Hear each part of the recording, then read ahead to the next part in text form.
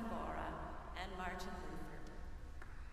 I'm especially excited that we're hosting this event with the women of the ELCA. As Lutheran institutions, Gustavus and the women of the ELCA share common aims and values. At Gustavus, our core values are excellence, community, faith, service, and justice. And our primary aim is to offer an excellent liberal arts education that equips students of all backgrounds for meaningful lives of leadership and service in the world. So you can imagine why we feel connected to and inspired by the women of the ELCA and your aims of living out your faith in service to others and promoting justice, healing, and wholeness of our world. So thank you for the good work that you are doing. Now, given our shared aims and values, we are excited to celebrate with you not only the marriage of a monk and a nun 500 years ago, a scandalous union at the time, but also the radical idea that informed their decision to marry and still influences our institutions and our daily lives today. And that is the idea of calling or vocation. You see, 500 years ago, the church only recognized one calling or vocation as sacred, becoming a monk, nun, or priest.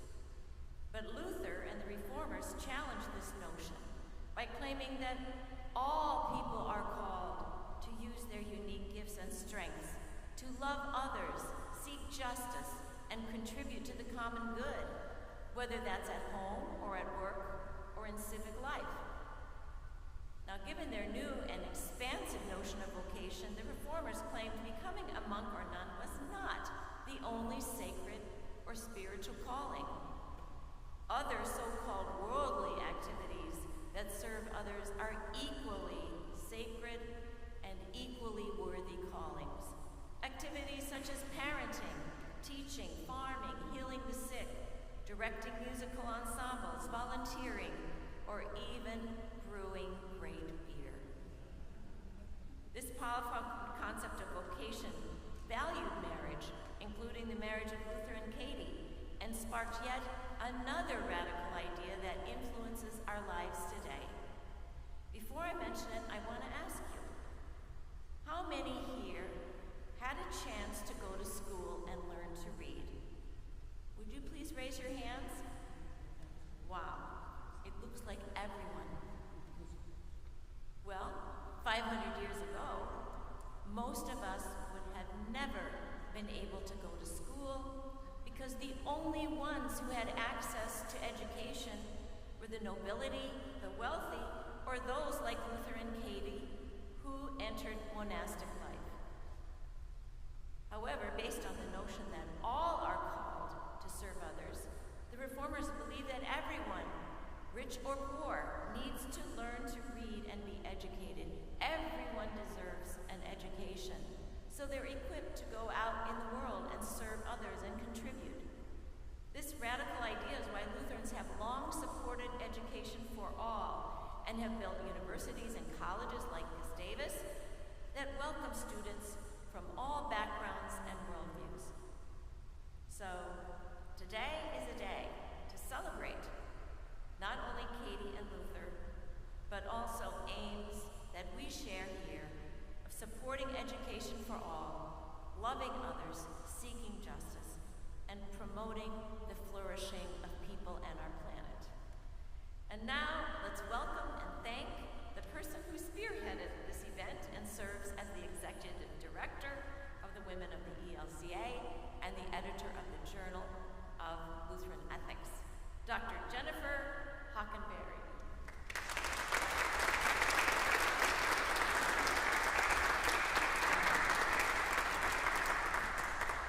Hello, thank you. Can you hear me? Does that sound good? Okay, perfect.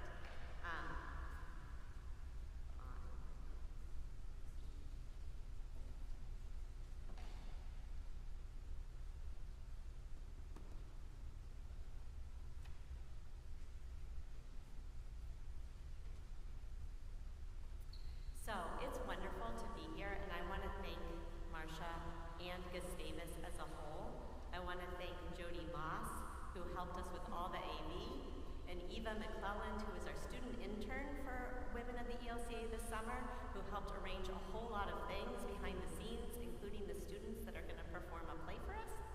And to Pastor Alicia, who just began a few days ago and found herself, one of the first things is that she is hosting a big event for Women of the ELCA.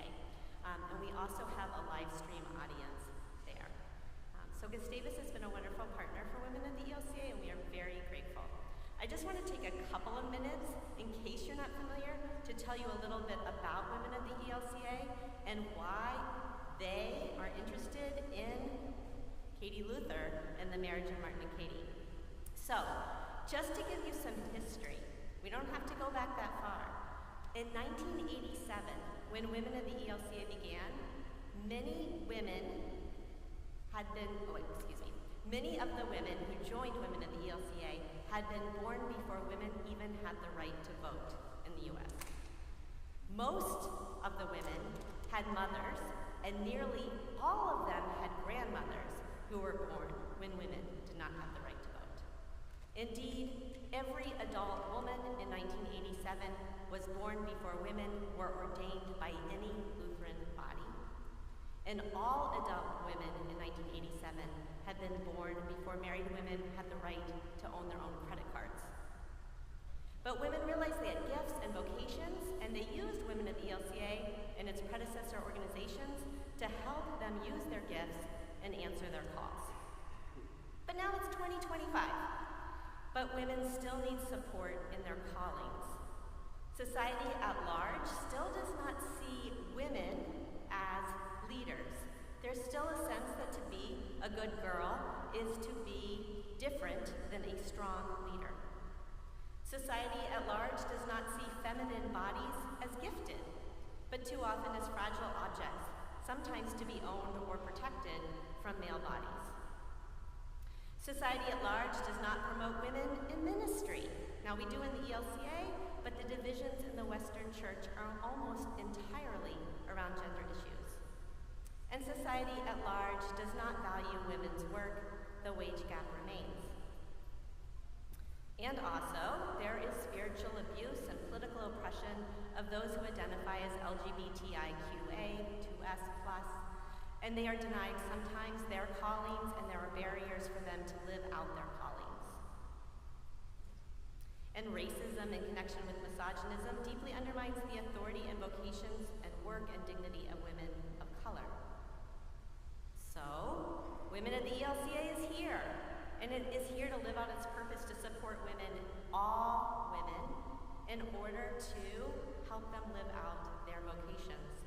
And this is Lutheran of us, which brings us to why we're here today, right? Martin Luther preached that women have equal glory as creatures in the image of God. He demanded, as Dr. Bunge just said, that those who have leadership should create educational access for everyone, girls as well as boys.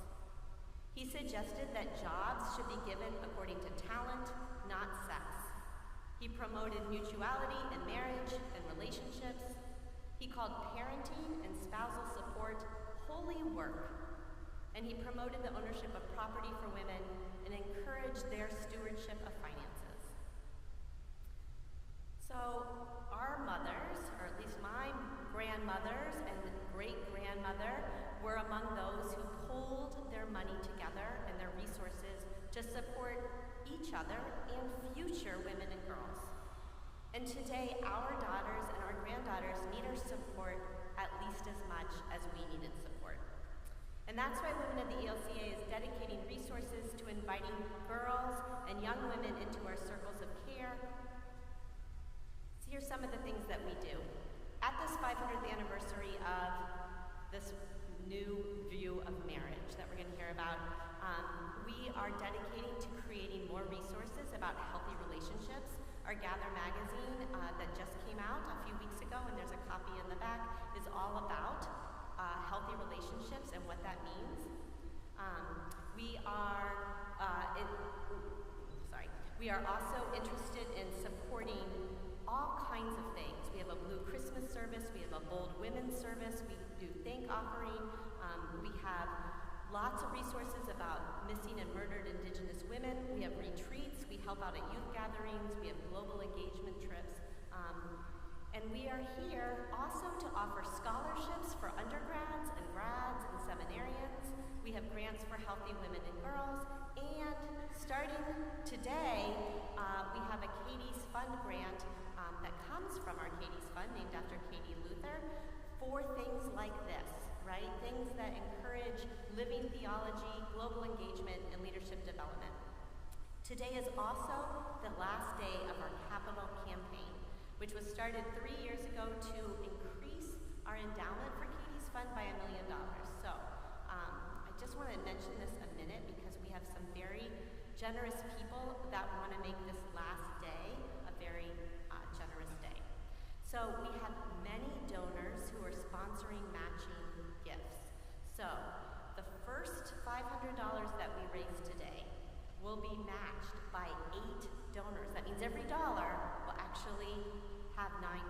And those donors include Rebecca Sundquist, Jennifer Hockenberry, Myrna Euland, Sid Brinkman, Phyllis Rude, Marie Weigart, and Julia Sabella. The next $1,500 we raise will be matched by Myrna Euland, Sid Brinkman, Phyllis Rude, Marie Weigart, and Julia Sabella. So, right, so those dollars over 500 will then get matched by those 5 donors. Then the next $8,000 will be matched by Phyllis and Marie and Julia.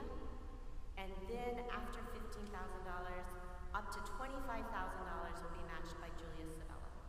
Which means if we raise $25,000 today, it will make a total of $75,000, which would be really, really great and let us finish the campaign on a wonderful note. There's a Zephy QR code in the back. You can also just go to ELCA, donate now. And after this, we are going to have a reception at Paddlefish. We're going to hear a little bit at the very end of the lecture about Katie's Ale and the making of Katie's Ale and the fundraiser that's going on there. So, we are here to celebrate the 500th anniversary of Katie and Martin's wedding. I just want to tell you a little bit about how the flow of the next little bit is going to be. There's going to be some singing and a play, and then we're going to have a wonderful lecture by Dr. Bowers, who I will introduce more after the play. And then we will have times for question and answer. And then we will have a short talk from the brewer of Katie's Ale, who will encourage us to go down to Paddlefish for the reception afterwards. And then we will have a reception with Katie's Ale. There's bratwurst from a food truck, some German chocolate cakes, all kinds of good things down at Paddlefish. But now, to get us in the spirit of the Luther wedding, we are going to have a short play. And it will be performed by the following 5 students. We have Eva McClelland as the narrator, Tobias Polly as Johannes Bugenhagen, Sophie White as Martin Luther, Olivia White as Katharina von Bora, and Linnea Beckstrom as Hans Luther, Martin's father. And you all who are present will be playing the congregation. And so we will begin by taking out your ELW and going to 594. And we will sing verse 1 of Dear Christians, One and All Rejoice. So ELW 594, verse 1, Dear Christians, One and All Rejoice, a hymn by Martin Luther.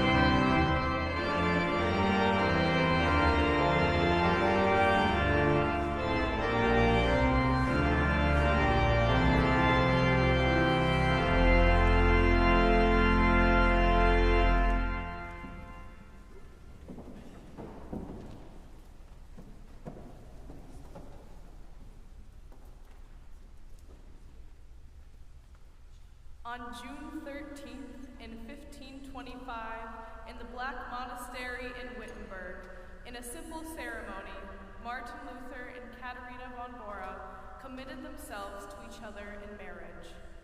The wedding was simple, the engagement announced just hours before, but the marriage was momentous, changing the shape of the Reformation itself, not to mention the philosophy of love and family from that point on. But on that afternoon 500 years ago, as I said, the ceremony was quite simple. Katie and Martin before Johannes Bugenhagen, a Norbertine priest, and a few witnesses. Indulge us as we rewrite that script, imagining what Bugenhagen might have said and what they might have been thinking. We see here before you Johannes Bugenhagen conducting the service, really simply facilitating the vows. Katharina von Bora to his left, who had been proposing to Martin for over 2 years since she had arrived in a barrel of pickled herring at his doorstep, with 11 of her religious sisters escaping their convent. Martin, to his right, who had been preaching loudly about the good of marriage since 1519, but had found himself pushing aside Katie's interest in being his wife at every turn, faulting his dark moods, his nearly certain upcoming assassination, and his friend Melanchthon's fear that his marriage would spoil the work of the Reformation, giving his enemies an excuse to mock him. But in 1525, Martin said, "Spite the devil, let's do it." And so here we are. Here we are, dearly beloved, here we are. Let us consider for a moment how these two people found themselves to arrive here in this place, willing to put themselves in each other's hands and hearts. Would either of them have thought such possible 20 years ago in 1505? I expected that he would come home from law school with the news, when instead he came home saying he was going to become monk. I begged him to take a wife rather than monastic vows, but he was so sure that the lightning bolt that did not hit him was urging him to celibacy. Yes, I wanted to be pure. How proud I was.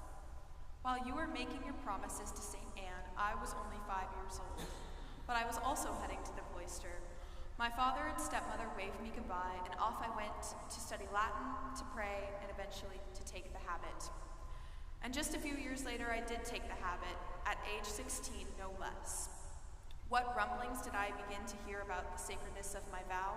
What was that you said, Martin? Your vow is contrary to God and has no validity. Don't delay. Go and get married. Stop thinking about it and get on with joy. Your body demands it. God wills it and urges you to it. Imagine hearing such things from this excommunicated German monk. It really started my mind thinking. Not that this preacher of marriage said it would be all fun and games. What was it that you said about marriage?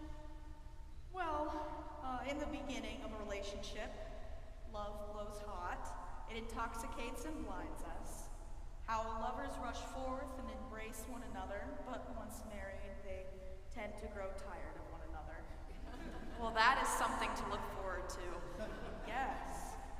The first love is drunken, but then the intoxication wears off, then comes the real marriage love. If I may, only a few months ago Martin preached on the wedding of Cana, saying that marriage is a consolation that is instituted by God, and that Jesus himself honored it with a gift of wine.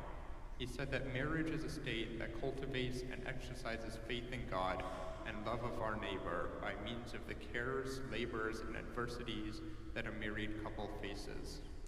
Care, labor, adversity.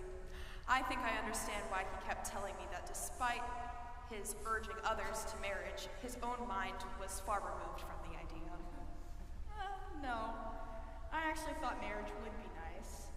I urged matrimony on others with so many arguments that I began to myself to want to marry. But I was afraid. I was afraid others would mock me as soft, and I was afraid I wouldn't be a good husband. I am familiar with all your arguments, Martin. In the end, as I explained to you, it is not God but the devil who tells men to reject the state of marriage. I told him the same thing back in 1505. And I believe that when he told you, before he told me, that he might finally be willing to marry, he said, If I can manage it, before I die, I will marry my Katie to spite the devil. Such romance. I believe you may find this a common issue, Katerina, if you choose to marry this man. I predict there will be many times Martin is so dark and depressed in his mood that you will feel you must dress for a funeral as if God himself is dead. Ah, yes, he has warned me of this, and others have warned me too. Philip Melanchthon over there told me that Luther has a sharp tongue, but of course, that is because he wished to dissuade me, saying that I would be a distraction to Martin's ministry and that marriage is for the weak. I can assure you that marriage to me is not for the weak. Already you are being maligned, Erasmus of Rotterdam, his will bound as it is, claiming that you must be pregnant, and therefore forcing my hand to tie the knot. Erasmus also said that maybe I will be able to temper your irascible personality and make you more tolerable. You know, people really have not been very encouraging to me about this marriage. And yet you have persisted, while the others who escaped from the convent that Easter 2 years ago have married others who have remained. It seems to be that you have been waiting for me. Indeed, I have been waiting for you. I am drawn to you despite myself. And now, today, my dear Martin, I commit myself to you to be your wife from this day forward, to join with you and share all that is to come. And I promise to be faithful to you until death parts us. And my Katie, I commit myself to you. It is you I want, not your silver or your gold, or even your fine wine or good beer, but you alone. And I commit myself to you from this day forward, to join with you and share all that is to come. And I promise to be faithful to you until death parts us. Well, that does it. You did not even need me to prompt you. It is your vows that create your marriage, and your vows have just done so. I stand as your witness, as do these good people. So we are married? Indeed we are. Now we may rejoice with what else? With singing number 743 in your hymnal, Now to the Holy Spirit let us pray.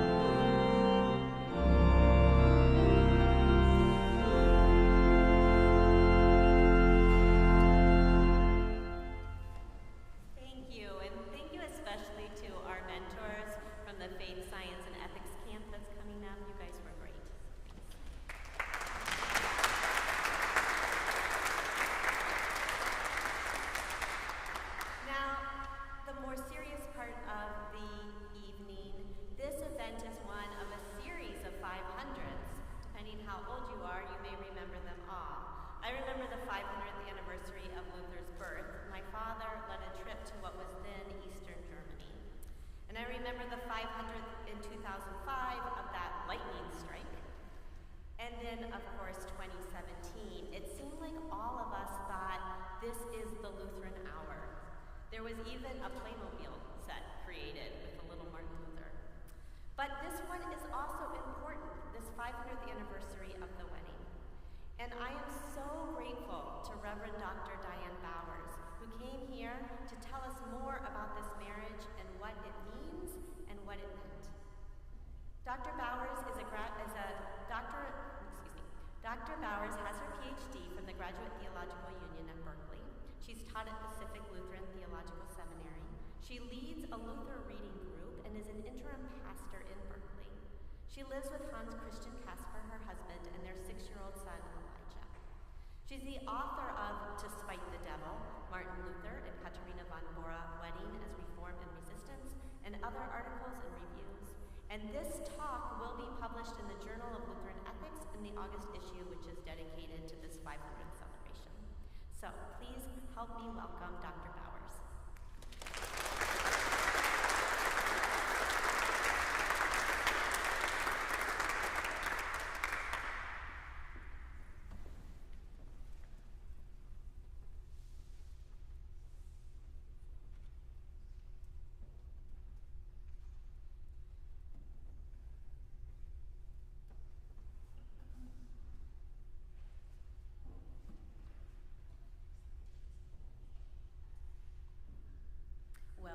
Good afternoon, everyone.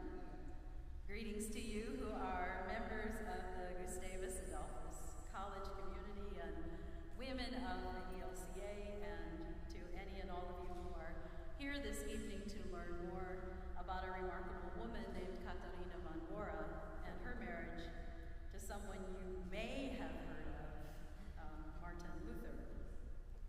I think it's amazing that we are able to actually gather here on the 500th anniversary of the engagement and wedding of Katerina von Bora and Martin Luther. I'm so glad that June 13th did not fall on, say, a Tuesday, which would have made this harder to do.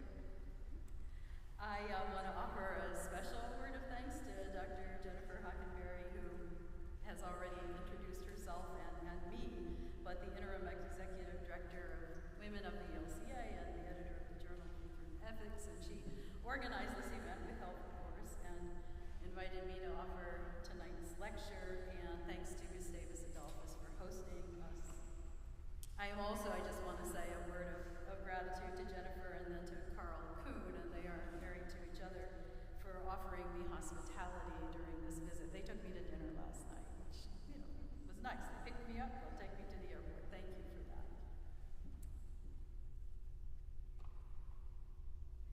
Believe it or not, I have never been to Minnesota before.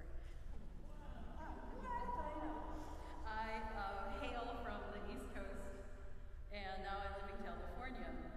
But when I was a kid in Pennsylvania, my whole family would listen to Garrison Keillor's radio show, Prairie Home Companion, on NPR, and we all loved it.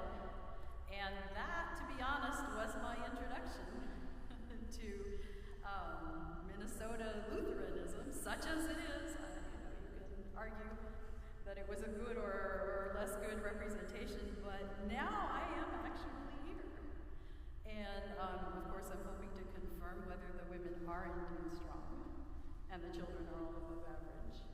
But actually, I'm just delighted to be here in person with you in the real place, the real Minnesota, and to share this evening with you. So how should a lecture on the marriage of Katerina von Bora and Martin Luther begin? You might expect it to begin with the colorful and well-documented escape of 12 nuns, including Bora, on Easter Eve, April 4th, 1523, from the Cistercian convent of Marienthron near Grima, about 100 kilometers from Wittenberg, which of course led to ultimately their marriage. It would also make sense to begin with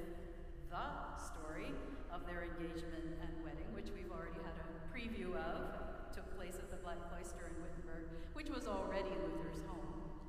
And that was, as we said, 500 years ago today.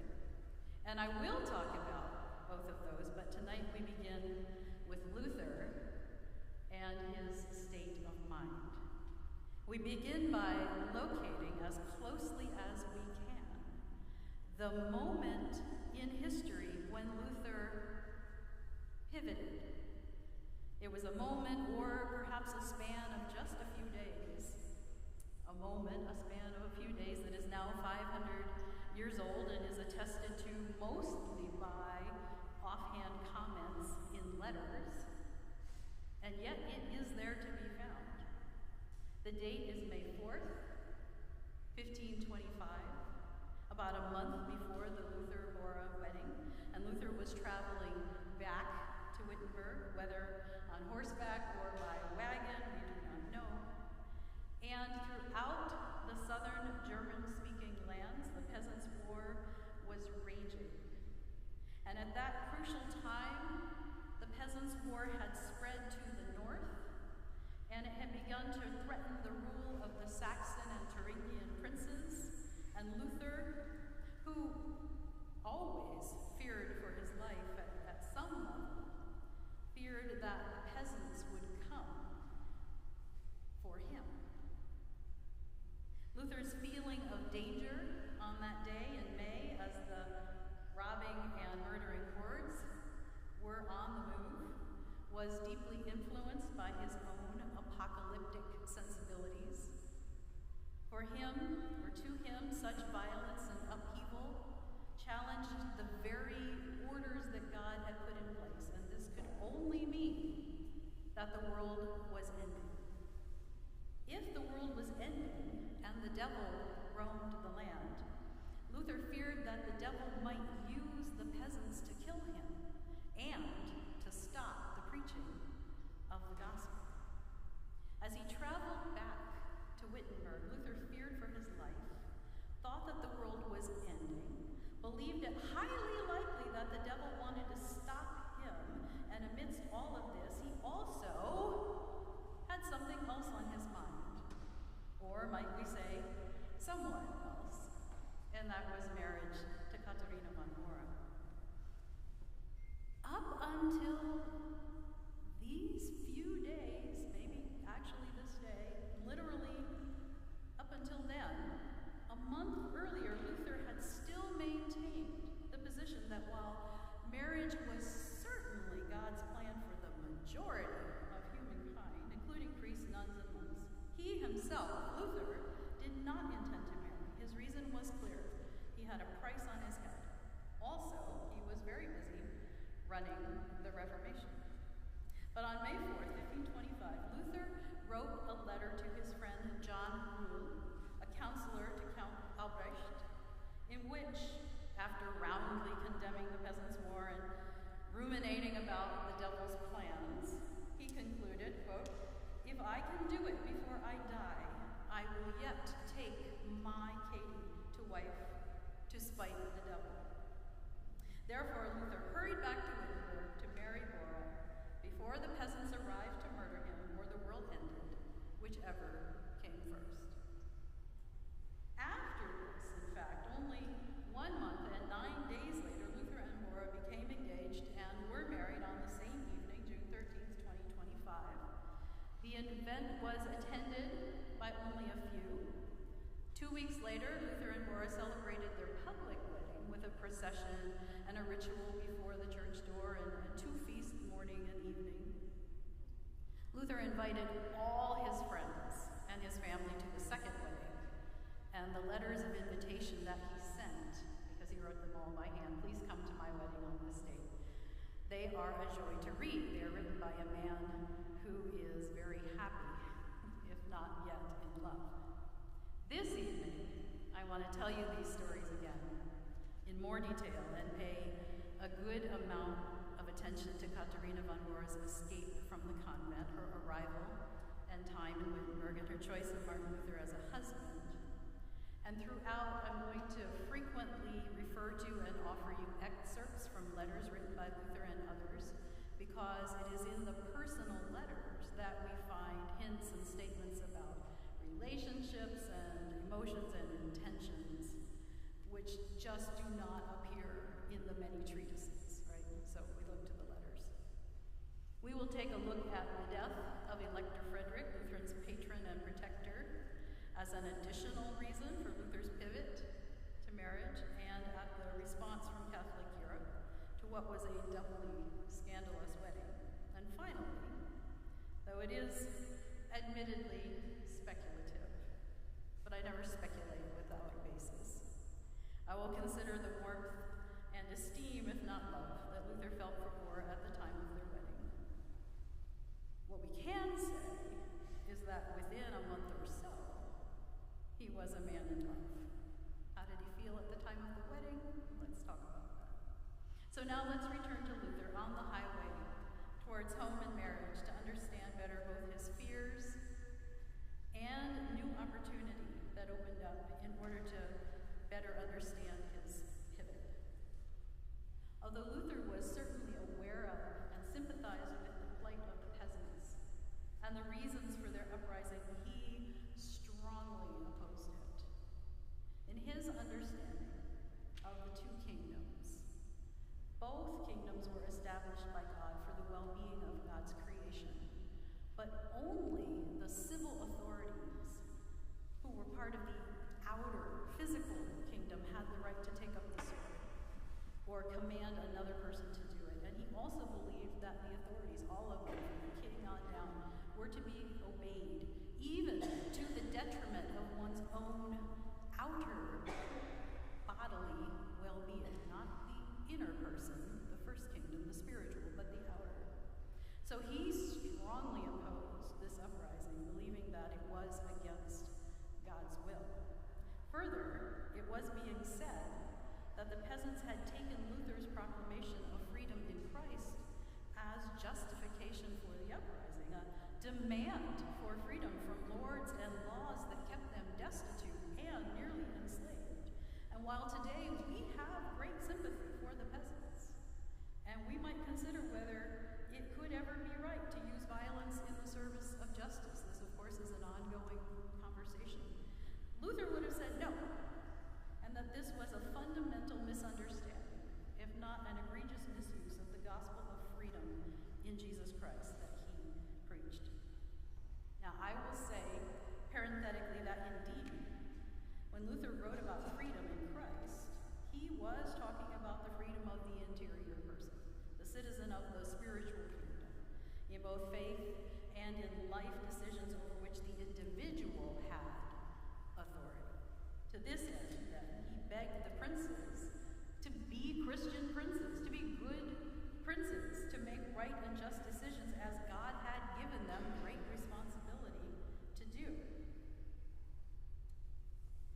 We see all of this in Luther's famous or infamous treatise against the robbing and murdering lords, written in early May of 1525, roughly around when he wrote that letter, could be that early, within a week or two of the letter to rule, in which Luther called for a bloody end to the uprising, just put them all down, writing that the peasants have, quote, doubly deserved death in body and soul as highwaymen and murderers. They cloak this terrible and horrible sin, that is the uprising, with the gospel, the freedom in Christ. And thus they become the worst blasphemers of God and slanderers of God's holy name. So the sin Luther is referring to is that of rising up against the authority ordained by God. And when he says that they cover this sin with the gospel, then, as I said, he's referring to use of his theology of the freedom in Christ as justification for their fight for political or for physical freedom. The treatise ends with these words: if anyone thinks this is too harsh, and he means his call to kill them, let him remember that the rebellion is intolerable, and that the destruction of the world is to be expected every hour.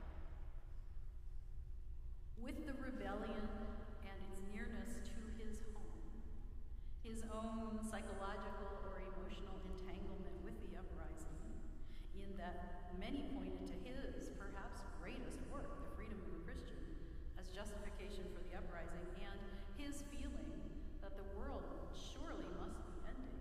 With all of this in the background, Luther wrote to John Rule. The letter is mostly taken up with Luther's condemnation of the Peasants' War. However, the letter reveals two other things. First, that Luther is thinking about the possibility of his own marriage and that his thinking had evolved.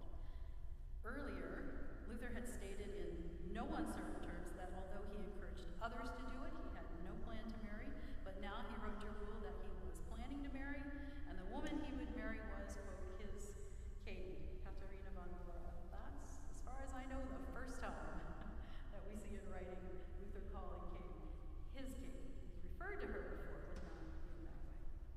Second, the letter indicates that whereas previously the danger Luther constantly found himself in was a hindrance to marrying. He expected that he would be killed by any number of enemies, right, and didn't want to marry. The imminent danger of the Peasants' War now seems to have an opposite effect, and I argue that his decision to marry was hastened not only by his general apocalyptic sensibility that he was living in the last days, but by the specific possibility that the devilish violence of the marauding peasants might reach Wittenberg, might reach him. So this is what he wrote. This matter, the peasants' revolt, concerns me deeply, for the devil wishes to kill me. I see that he is angry, that hitherto he has been able to accomplish nothing, either by fraud or force. He, the devil, thinks that if he were only free of me, he could do as he liked and confound the whole world together. So I almost believe that I am the cause that the devil can do such things in the world, whereby God punishes him. Well, if I can get home, I shall meet my death with God's aid and await my new masters, the murderers and robbers. But before I would yield and say what they want, I would lose my head 100 times, God granting me his grace. If I can do it before I die, I will yet take my Katie to wife to spite the devil. When I hear that they are after me, I hope they will not take away my joy and good spirits. Among the many reforms that Luther and the other reformers set out to accomplish was the reform of marriage. I think we are perhaps more familiar with the reformers' call to nuns and monks and priests to marry, and perhaps less aware of their larger agenda to raise the entire state of marriage from the dismal state of low regard and unchristian behavior in which they found it. And to explore that in particular, the raising of the whole estate of marriage, would require more time than we have tonight, but in brief, part and parcel of the reformers' advocacy for the freedom of clergy to marry was their desire to reform marriage as an institution, to make it easier for all to marry. And that was to be accomplished by reforming marriage laws. For instance, the many, many laws that restricted whom you could marry, either because of actual physical relationships, mother, father, cousin, but also spiritual relationships. You could not marry someone you were related to because they were your, say, your godfather or godmother. And many, many restrictions like that. And they wanted to raise the state of marriage to a position of honor and a calling for both women and men. Luther's 1522 treatise on the estate of marriage, it's remarkable for its theological statements about human nature. In it, Luther argues that apart from those who either, two exceptions here, those who physically cannot engage in sexual intercourse, that's one, or have been given the gift of celibacy, and he says these are rare, not even 1 in 1,000, every person should marry, for marriage is natural and more necessary than sleeping, waking, eating, drinking, and emptying the bowels and bladder. In Luther's typical earthy expression, he wrote that to marry and obviously to have sex is, quote, a disposition just as innate as the organs involved Citing Genesis 1, verses 27 and 28, Luther wrote that it is not within a man or a woman's power to be without the other. It is actually your human nature. Therefore, Luther encouraged clergy and all those who had taken vows to leave them, as the vows were, firstly, impossible to keep, and therefore made a sinner of the one who had taken the vows, because they would then break them. And second, contrary to God's will, and therefore making the vows invalid. And second, they were contrary to God's will. This was not God's will that you pledge yourself to celibacy, but to get married. And so therefore they were invalid. He said, don't worry about it, they are invalid. You may leave. Yet Luther, who recommended marriage to all except for that 1 in 1,000 with the gift of celibacy, did not marry until the age of 42. And when he did marry, the marriage appeared sudden and ill-timed to his friends and colleagues, and it was a scandalous outrage to his Roman Catholic opponents. His marriage became another point for anti-Reformation attacks, specifically that the work of the Reformers was just really about freeing themselves to follow their physical desires. Was anyone happy? The marriage was welcomed with delight by Luther's parents. Both Bora's parents had already died, one certainly, and the other probably, and of course it made them happy. Luther's marriage to Bora, undertaken as a theological statement and act of protest, became the happy and loving marriage that is attested to in Luther's letters, the letters of friends, and in table talk for years to come. And before we leave the topic of Luther's pivot to marriage and move to Katharina von Bora and the wedding itself, I want to offer you 2 more intriguing possibilities as to why Luther waited to marry and then married when he did. They are both political. And although, as you know, there was no separation of politics and faith in the 16th century, nonetheless, these are political. The first is the death of Elector Frederick the Wise. Although he was a staunch defender of Luther, Frederick remained conservative on some matters, and this included the marriage of priests. Frederick's opposition to clergy marriage may well have been the reason, certainly one of the reasons, for Luther's delay of marriage, and then the suddenness of that marriage. Luther was aware of the elector's failing health. He counseled George Spalatin, who was a counselor for the elector, on December 2nd, 1524, so a few months before the wedding, not to, quote, desert the elector when he is perhaps very near the grave. And then Frederick died on May 5th, 1525, and Luther married Bora a little more than a month after the elector's death, so perhaps Luther felt a freer hand to proceed with this towering and controlling figure out of the way.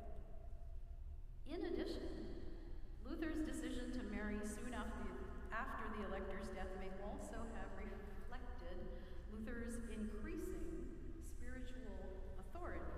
Now, this comes from relatively recent work by Natalie Krentz, who is German, and her book is still only in German. According to Krentz, after Frederick's death, Luther sought to more firmly establish the connection between Protestant identity and princely rule. That's interesting, but of course they needed the princely rule to protect them. He sought to establish that connection between Protestant identity and princely rule with the support of Frederick's brother and successor, and that was Elector John. By Spalatin's invitation, and remember he's the one who worked for Frederick in the court, and he and Luther were very good friends and wrote letters to each other all the time, so we have this record. By Spalatin's invitation, Luther was instrumental in planning Frederick's carefully choreographed and very public funeral and burial in Wittenberg on May 10th and 11th, 1525, and Luther made sure that the ritual intertwined Protestant theology and courtly authority. So, for example, language suggesting that prayers for the dead might influence the soul's fate, those were stricken. And the casket, which remained overnight in the castle church, was bedecked with Frederick's coat of arms.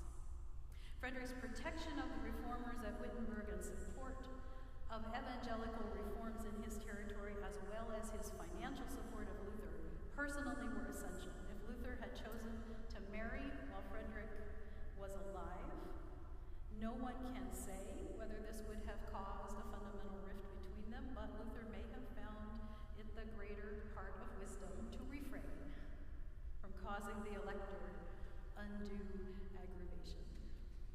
However, Luther's quiet wedding, a month after the funeral and the public celebration and the feast 2 weeks after that, may have reflected the twin freedoms that Luther now felt.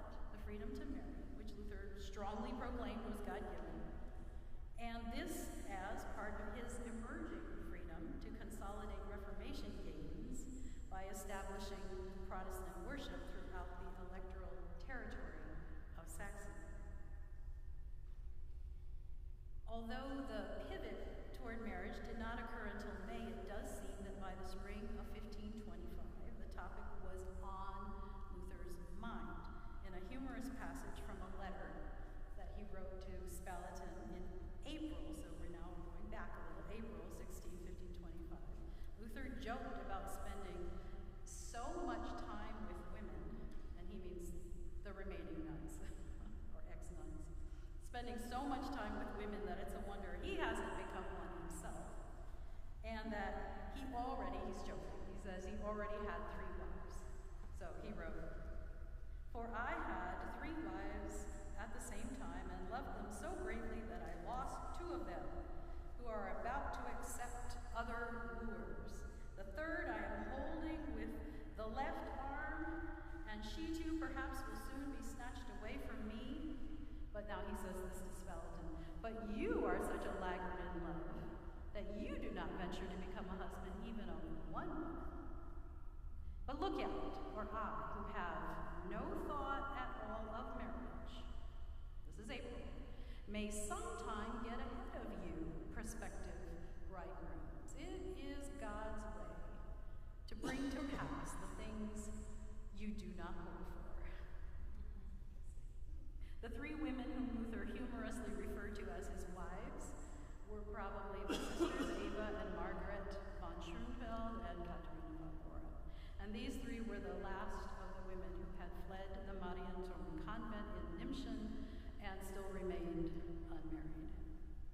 And now, let us turn to the story of Katharina von Bora.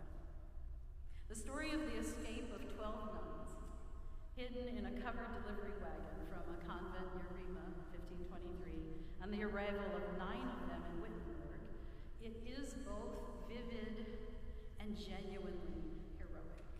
How did it come to pass that 24-year-old Bora found herself fleeing through the night, hidden in a wagon, endangering her life for the sake of the gospel, and then 2 years later married to the leader of the Protestant Reformation, Martin Luther?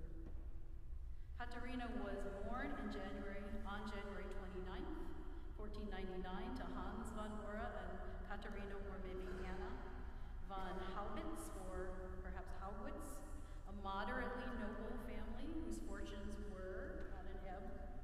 For this reason, perhaps, and because her mother died and her father remarried, she was sent to the Cistercian cloister of Marienturm at Nimschen in 1509 at the age of 10, and then took her vows at the age of 16. Let us note, though, right here, that Bora was well educated in Brena and in Marienturm, and in later life she could participate in scholarly discussions in Latin with the Luther household, and she got that from her early education. In 1519, on a preaching tour, Luther preached in the town of Rima near Nimschen, and because of a number of connections, Luther's ideas flooded the convent, and by 1523, Katharina and 11 others wanted to leave, including Magdalena von Staupitz. Does that sound familiar? Magdalena von Staupitz, who is the niece of John Staupitz, whom you recall was Luther's father confessor in the Augustinian order. So letters were smuggled out of the convent to Luther, and then Luther made the arrangements. On Easter Eve, April 4th, 1523, Leonard Kopp, a 60-year-old town councilor and a tradesman from Torgau, made a delivery to the convent of food items and smuggled 12 nuns out, hidden in his wagon. And right now, at this moment, we must stop and talk about herring. Many of the very best details of the Reformation stories are the hardest to establish historically. Did Luther nail the 95 Theses to the church door in Wittenberg? Or did he only post the letter in the mail? Okay, I have looked into this. I would say there is sufficient reason to think that he did, but I get why there are questions. Did the 12 nuns escape in herring barrels? No, probably not. Was herring involved? Well, possibly yes. So the first mention of herring barrels, according to Ernst Kroger's 1906 biography of Bora, was by a chronicler, a writer who lived in Torgau and wrote in the early 1600s, so like 1600 something.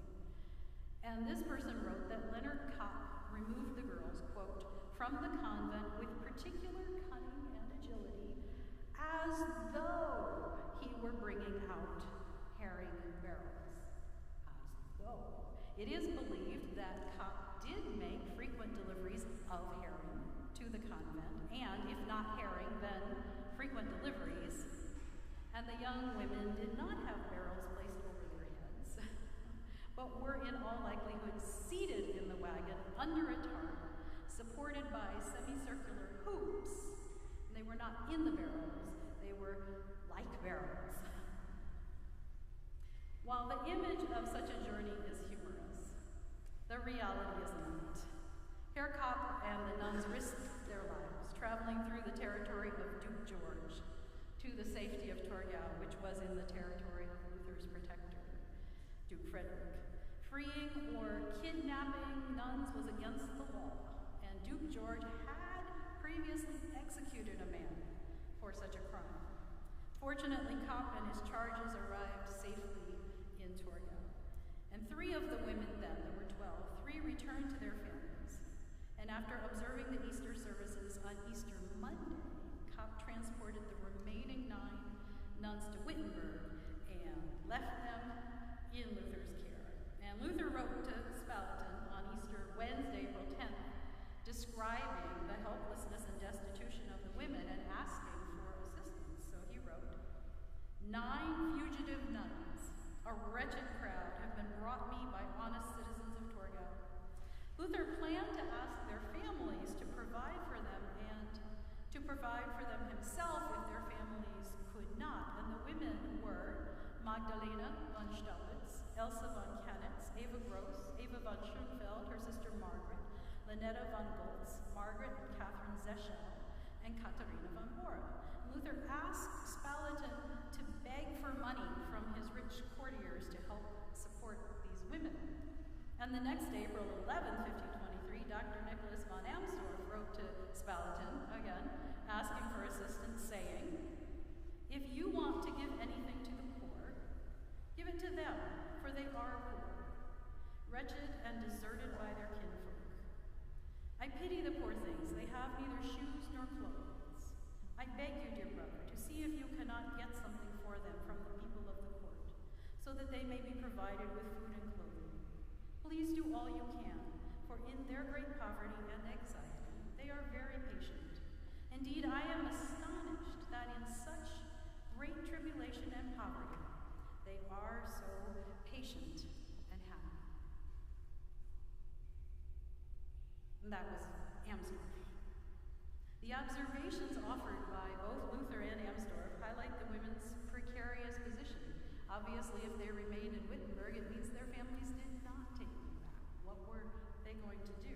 They had been unable to bring with them in their flight from the convent even extra clothes or shoes, and having escaped, they had no means of support, as I said, because their families wouldn't take them back. These 9 nuns were not the only fugitives to come to Luther's door.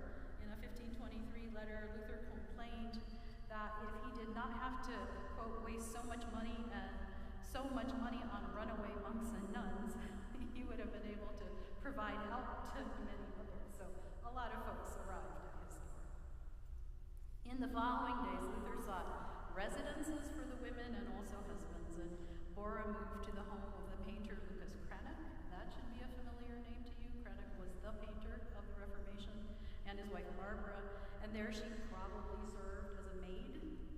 In 1523, a young man named Jerome Baumgartner from a well-to-do family in Nuremberg, who had previously studied at Wittenberg, came back to Wittenberg to visit, and a romance developed between him and Bora.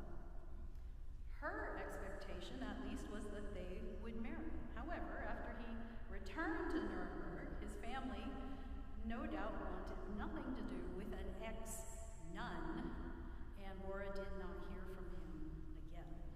And on 12 October 1524, Luther wrote to Baumgartner, advising, quote, "If you want your Katie von Bora, you had best act quickly before she is given to someone else who wants her. She has not yet conquered her love for you. I would gladly see you married to each other." But Baumgartner did not respond, and the rumor traveled to Wittenberg that he had already married another. As it happened, the other suitor Luther had in mind for Bora was a certain Dr. Caspar Glatz, the pastor in Orlamunde. Bora, while perhaps not holding out for love, could not bear the possibility of a future as the wife of Pastor Glatz, who was elderly and was considered to be a miser. As pressure mounted in September 1524, Bora approached Nicholas von Amsdorf for his intervention with Luther in one of the more charming exchanges in Reformation history. Katharina von Bora told Amsdorf that she would prefer, if it could be and if it were God's will, to marry Dr. Martin or to the kindly man with whom she was speaking, Amsdorf himself. Amsdorf, who never married, dedicated bachelor to the end, agreed with Bora that she was not suited for Glatz. And after his conversation with her, he remonstrated Luther, saying, "What the devil are you intending to do? Persuading the good Katie and forcing her. That may not be a direct quote." It was something like that. Luther then abandoned his efforts. Okay, did this exchange actually happen? We who love Luther and Bora certainly hope so. I mean, it's one of the best. Ernst Kroker, who I referred to already, and he wrote the biography of Katharina von Bora in 1917, reports that it did, and he gives a lot more detail than I did here, but I found the same account more economically told in a biography of Luther published in English, so it was published in German before that, in 1641. Same story, fewer details. So I think we lean towards believing it. A lot of things were written down, this kind of thing. These stories were written down, and then someone copied it, and someone copied it, and those papers were lost. But we have some resources. We have some resources. I lean towards believing it. By mid-May and early June of 1525, it was known around Wittenberg that Luther would take Bora to wife, and the response from his friends was negative. They expressed their wish that he marry someone, or really anyone else, not her.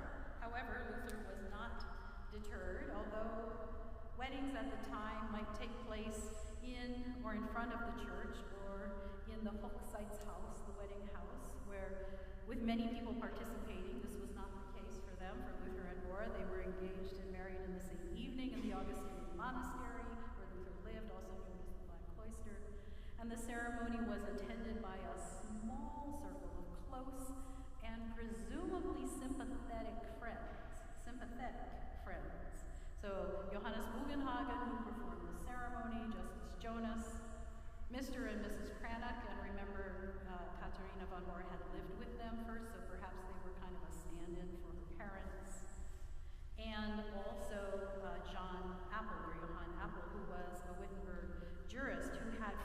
had married a nun. And he had actually served time in prison for doing that. So here was another sympathetic friend who attended the wedding with just a few of them. For the small meal with the witnesses that evening, the city of Wittenberg provided 7 tankards of Franconian wine. I did look this up, and tankards, it's just a really big, mug. So you think tankards, it wasn't this much, but it was 7, so that's cool. And that means that the city, at least, was aware that it was happening. Presumably, the order for marriage used was the one that Bugenhagen had prepared for Wittenberg in 1524, one that spoke not only of the religious institution of marriage, but about the cross that was imposed on the state of marriage, a thought with which Luther was familiar. And then, according to local custom, here's a little extra for you. According to local custom, the couple was led into the bedroom, where they either, quote, lay down on the marriage bed in front of the witnesses, and that's per biographer Martin Brecht, or quite literally consummated the marriage, and that is per no less than Heiko Obermann. Whatever happened, we know that the witness was Justice Jonas. I'm going to lean towards lay down on the bed. The other seems pretty unlikely, but the next day, June 14th, Justice Jonas wrote to Spalatin with the news. Oh, again, Spalatin is getting the report. Justice Jonas, who was the witness there at the end, writes, "Grace and peace from God. This letter will come to you, my dear Spalatin, as the bearer of great news. Our Luther has married Katharina von Bora. I was present and was a witness of the marriage yesterday. Seeing that sight, I had to give way to my feelings and could not refrain from tears. Now that it has happened and is the will of God, I wish this good and true man and beloved father in the Lord much happiness. God is wonderful in his works and ways." There were present Lucas the painter and his wife, Dr. Appel and Bugenhagen. Philip was not there. Short and sweet. Philip was not there. Speculation varies as to whether the tears that Jonas mentioned in his letter to Spalatin were tears brought about by the uncomfortable nature of this particular duty, or apprehension about the counter-Reformation backlash, or joy on account of his good friend Luther's happiness. I think the last, joy, on behalf of his good friend Luther's happiness. Philip Melanchthon, Justice Jonas noted was not invited to the wedding, was not happy about it. In a letter written in Greek to his friend Joachim Camerarius in June 16, 1525, and this is 3 days after Luther's wedding, Melanchthon poured out his concerns. The letter is important to those interested in the significance of Luther's wedding because it is a personal and immediate response from one in Luther's inner circle. It was also used, this letter that Melanchthon wrote, was used extensively by Roman Catholic writers to condemn Luther as driven by lust. And so I'm going to read you a fairly long excerpt from this letter. So Melanchthon wrote, "Greetings. Since dissimilar reports concerning the marriage of Luther will reach you, I have thought it well to give you my opinions of him. On June 13th, Luther unexpectedly and without informing in advance any of his friends of what he was doing, married Bora. But in the evening, after having invited to supper none but Pomeranus and Lucas the painter and Appel, observed the customary marriage rites. You might be amazed that at this unfortunate time, when good and excellent men everywhere are in distress, he not only does not sympathize with them, but as it seems, rather waxes wanton and diminishes his reputation, just when Germany has a special need of his judgment and authority." And he continues, "These things have occurred, I think, somewhat in this way. The man is certainly pliable, and the nuns have used their arts against him most successfully. Thus, probably, society with the nuns has softened or even inflamed this noble and high-spirited man. In this way, he seems to have fallen into this untimely change of life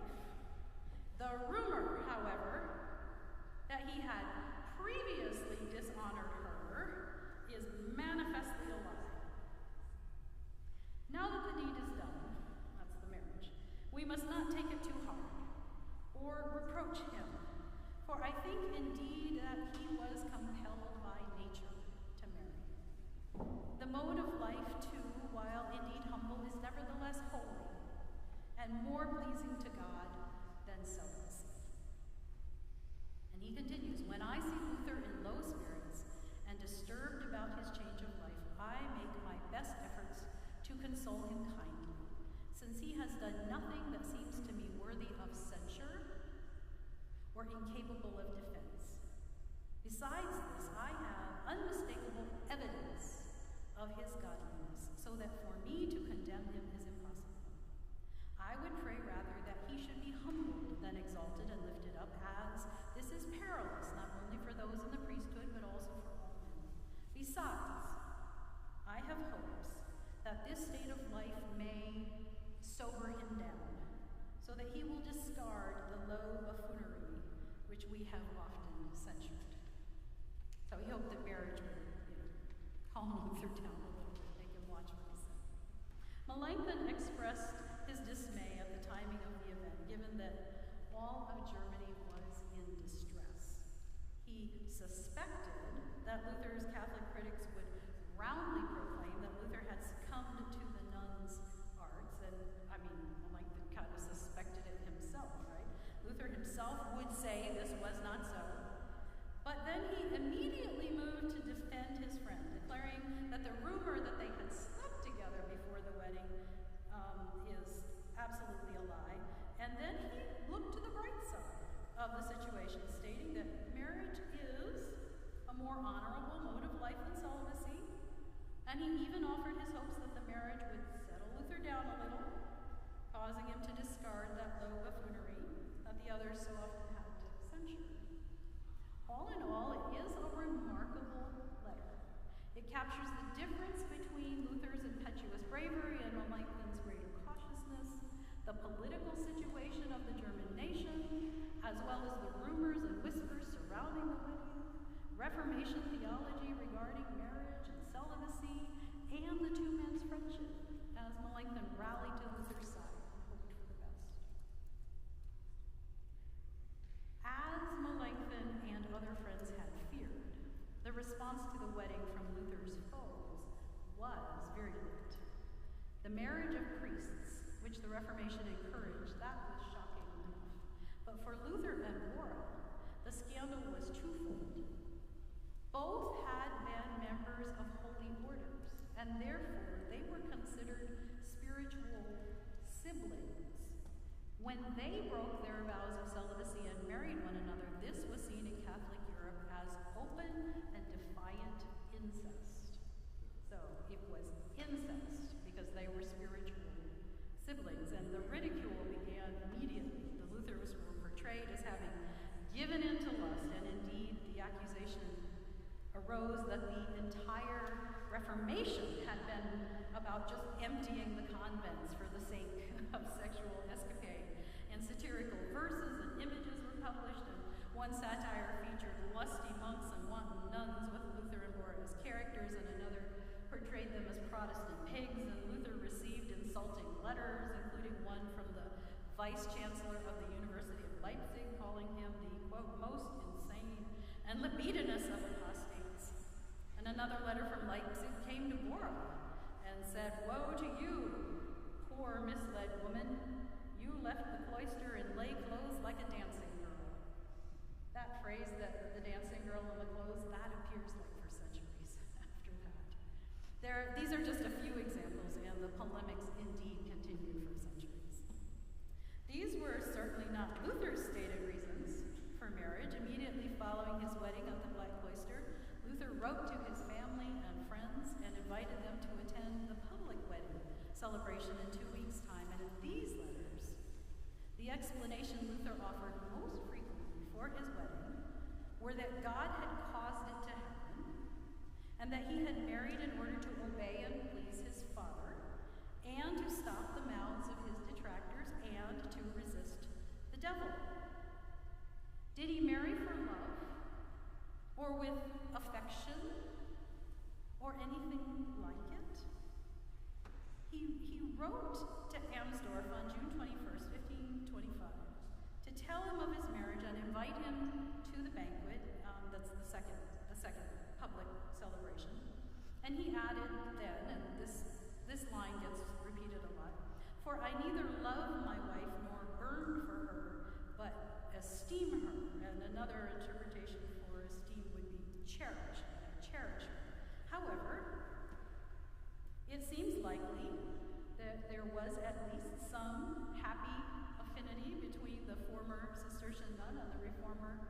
of Wittenberg before they wed. They had known each other since 1523. And the fact that during this time Luther had sought suitable situations for all the former nuns in his care meant that Bora's well-being had been on his mind for 2 years. And as for Bora, surely there were other single men in Wittenberg, reformers, professors, pastors whom she might have married. Bora was attractive enough in body and spirit to have captured the admiration of the Danish king Christian II, who came through and made her a present of a gold ring, and she had captured the heart of the patrician Jerome Baumgärtner, and yet Bora named Luther as her only choice for husband, or if failing that, Amsdorf.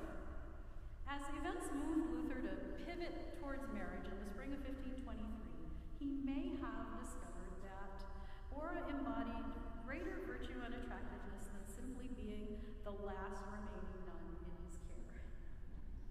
Days after the wedding, Luther called her Lord Katie, and these are in these letters that he wrote to invite people to the second wedding. And then within months she was his rib, and clearly he loved her at that time after. Luther referred to Bora in a letter later in his life as stubborn, and stubborn she was, as well as brave and self-determined. And you might wonder why I have not focused more on Bora's move towards Luther and her thoughts about and her experience of the wedding, and the truth is we just don't have that. We don't have her letters or letters to her. About 8 survive, and they're not personal. They're letters written to courts, and then the courts kept them as records. So we just don't have that information. But we know that she risked her life for the sake of the gospel to escape the convent, and that after some time in Wittenberg decided to follow her own counsel and boldly make her wishes known about whom she wished to marry, a marriage that she must have known would change the course of her life forever. And Bora's choice of Luther as a husband was an exercise of her own agency, and it was an act of resistance to the control of others over her own life. And as far as we know, she declared herself for Luther well before Luther began to think of her as his Katie, and it may well have been the beginning of Luther's turn towards her. Maybe he thought, oh, well now, hadn't thought of that. Whereas Luther preached marriage as God's very good will for God's people and declared clerics released from their vows, he himself initially hesitated to marry. The fear of death as a heretic held Luther back, as well as the disapproval of the elector. However, the fear of death at the hands of marauding peasants, or as the world itself came to an end, encouraged him to go for it, to act quickly.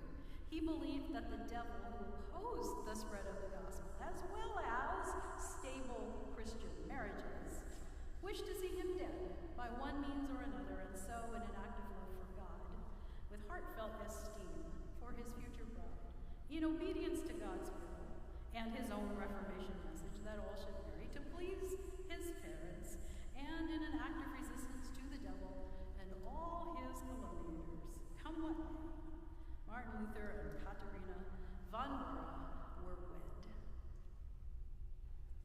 Thank you.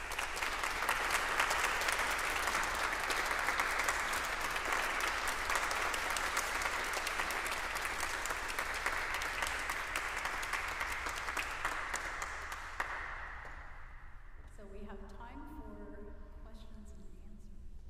I'm not sure how much time we have, but we have some time. And be sure to ask your question into the microphone.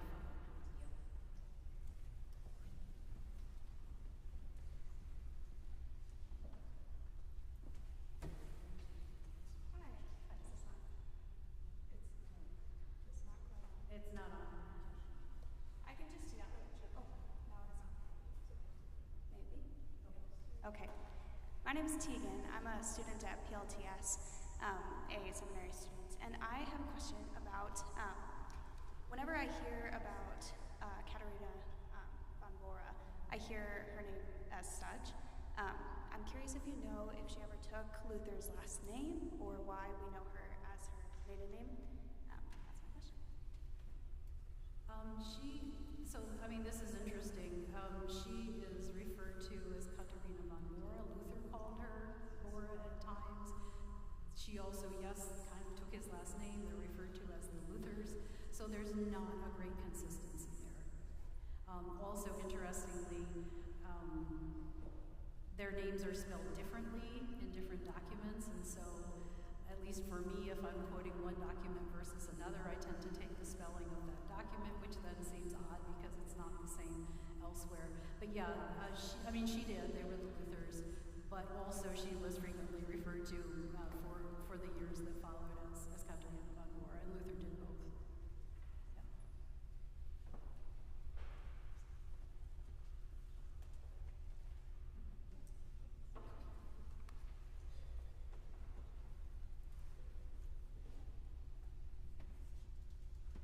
Hi, I am Deacon Brenda Handel-Johnson, and I've done a skit where I've played Katie von Bora, and I'm really curious to know if her knowledge, supposed knowledge of husbandry, animal husbandry, running the farm, if that's really true, and if it is, where she came up, how did she gain this knowledge? Yeah.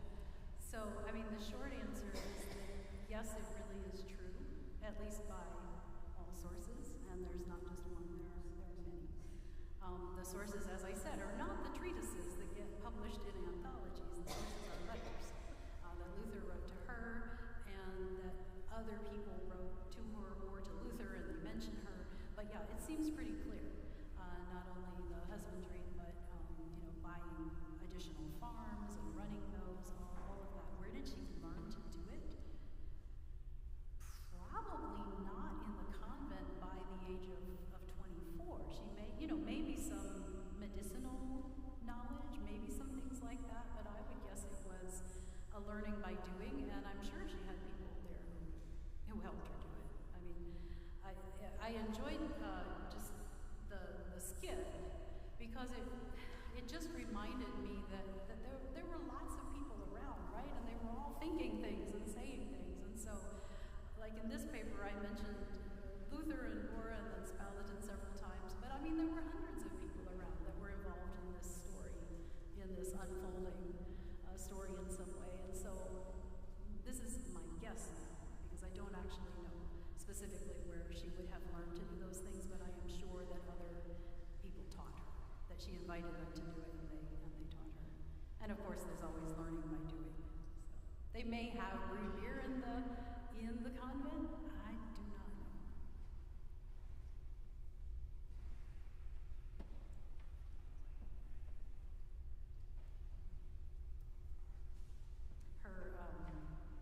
Her family, which was, as I said, a quasi-noble, a noble family on the lower end of nobility, but were doing so well financially after her. She had the opportunity to buy a farm from her brother, who had inherited it, Zulsdorf, when he wanted to sell it and get some money, and she bought it. And so really she owned property all around, but this farm, Zulsdorf, was close to her heart, and Luther wrote to her and said something like, to Katie, who lives in Wittenberg, but whose heart is in Zulsdorf, this farm that she had visited as a child, had been in her family.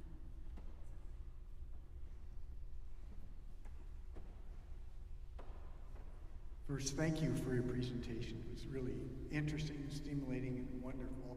And it made me think of something that's bugged me for years. Tell me. And so it's maybe more of a rant than a question. Well, end with a question. I'll try my best. This saying often attributed to Luther, if the world were to end tomorrow, what would you do, Luther? And supposedly he said, I plant an apple tree today. There's nothing in Luther's works that I know of. I've read a fair amount and talked to a lot of people who have that says anything about apple trees. And your presentation made me think about this because Luther kind of did think the world was going to end tomorrow. He did something almost crazier. He got married and raised and produced kids, did lectures, That strikes me as a much more Lutheran thing to do, because he wasn't called to take care of trees. I'm sure he liked trees, but he was called to teach, and as a human being, a male, and interested in females, to fulfill or pursue that calling as well. So, what do you think about that? That's my question. Once I spent some time trying to track it down. Did he actually say that? Have you found that? The comment about if the world ended tomorrow, I would still plant an apple tree. Because it's broadly attributed to him. So I did spend some time at one point trying to track it down. And I will say there's nothing that's easy to find. If it's out there, it's in the table talk, and perhaps you know that the Weimar Ausgabe, which is all of Luther's, everything he ever wrote on a napkin, as well as the treatises and the table, all of that is in German. And I remember from my seminary days, 100 volumes on the shelf, whereas Luther's work, which is the translated, the red volumes that many of us had access to and still have access to, although there are better translations now of a lot of that. Anyway, there's about 60 volumes. So there's a whole lot that's in German and in script that's really hard to read, that we haven't dug through. I certainly have not read all 40 volumes of that. So it might be in there, but also, as I said earlier, there are stories attributed to Luther, von Bora, to others, where an observer saw it, right? And then they wrote it down. And then people had access to that. Things were printed, but somehow that was lost, but somebody else wrote it down. And it sort of comes to us, and the question is, how reliable are those things? If you can find something printed very early, that certainly helps.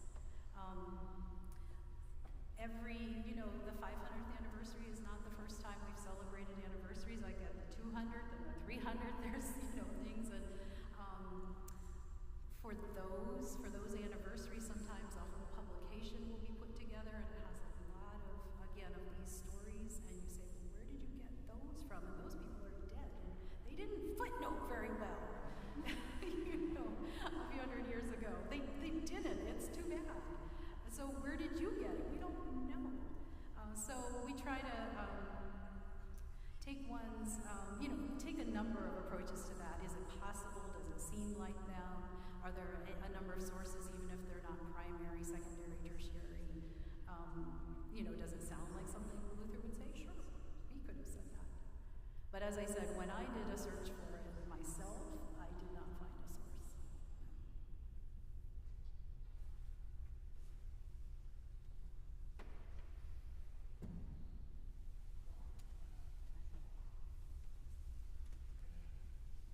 Thank you. I'm going to ask one last question, which is, as you were speaking about all the things that Luther was afraid of, peasants murdering him, and all the things that people were saying about Katharina, why would she want to marry him? I mean, what would make her take on such a dangerous position? And wouldn't she have been frightened as well, being murdered? Well, that's a really good question. So I want to say that people weren't saying things about Katharina before she married him. There was concern amongst the reformers that if Luther married an ex-nun, like this would just really blow up. But no one was actually attacking her personally before she married Luther. It was after that it blew up, and it really did. I didn't spend a lot of time on it here, but I mean, it was, just an industry of sort of anti-Reformation stuff. And I remember one researcher saying that it was here that the Reformation also became sexualized, in that this accusation of, oh, maybe your whole motivation for the you reformers, was just that you wanted to get married, right, to have sex. So, but did she know that those things would come along? I mean, I tend to be very literal. Can I point you to something to say yes or no? Or I mean, I really like to stick close to the text. I don't have any text to point to about that, so you have to guess. She certainly was brave. She didn't want to marry the elderly, miserly poor Pastor Glatz. I'm sure he was many other good things, but this is what we remember about him. Was she afraid of what might happen? I don't have reason to think that she was. I can't say that she wasn't, but she proceeded nonetheless, right? It did, once it all kind of blew up and there were so many writings and things, Luther did, to some degree, I mean, he tried to protect her from some of that. And I imagine that there was more conversation amongst the reformers who were reading and writing regularly than between her and her friends. But I mean, she heard stuff, she knew stuff, she had friends. They read, so, yeah. Well, thank you so much. Can we all thank Dr. Bowers one more time?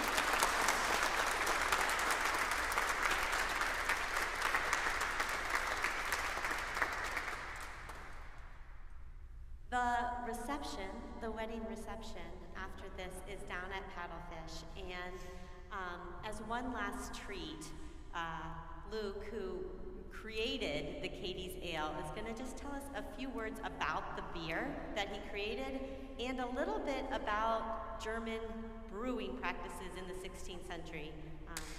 Because beer's cool.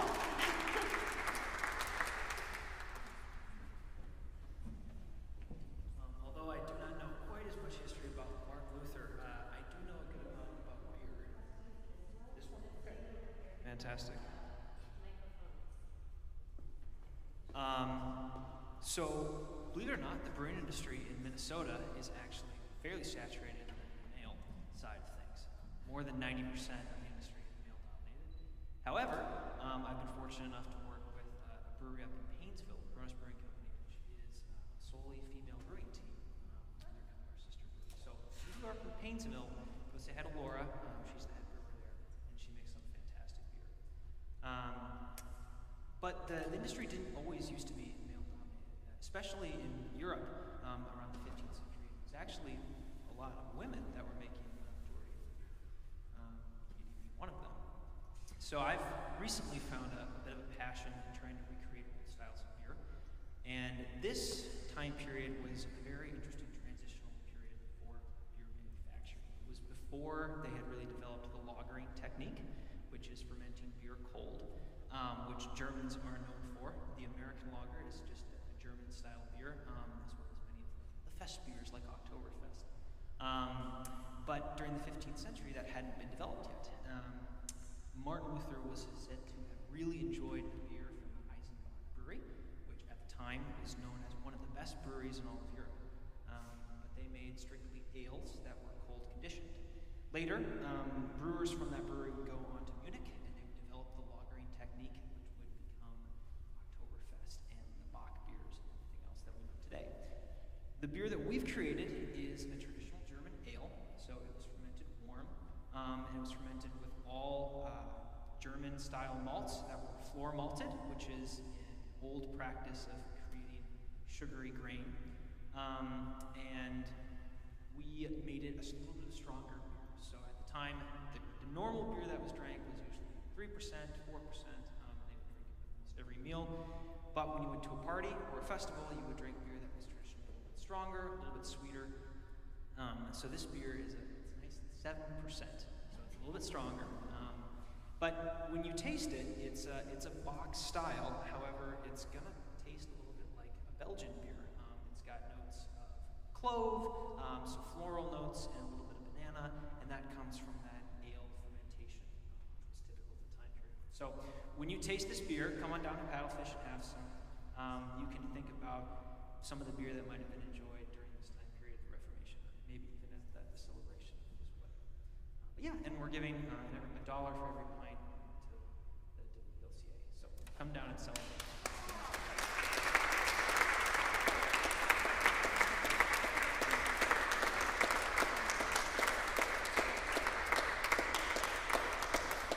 There's also a few other fun things. There is a fun photo booth. You can take your picture with Martin Luther.